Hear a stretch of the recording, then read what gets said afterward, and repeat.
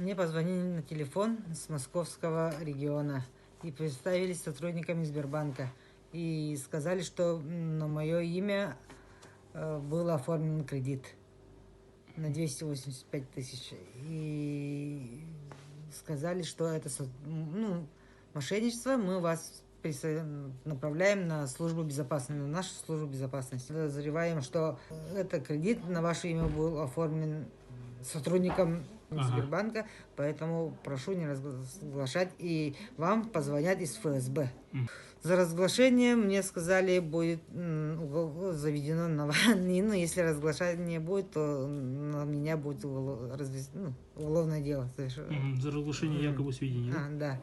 И вот после этого мне потом позвонил обратно этот сотрудник службы безопасности Орлов, и сказал, сказал, вот сейчас будем оформлять заново на ваше имя кредит. Да, и все, он все через телефон онлайн, и он все говорил, и я оформляла. Они все знали про меня, все. И сколько у меня там карт.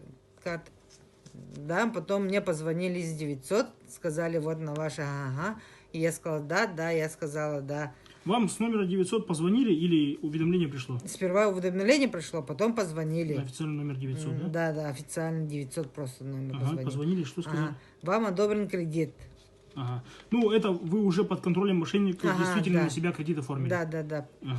Потом он сказал, деньги снять и перевести чтобы, кредит, чтобы не оплачивать, закрыть, снять с карт деньги и отправить им.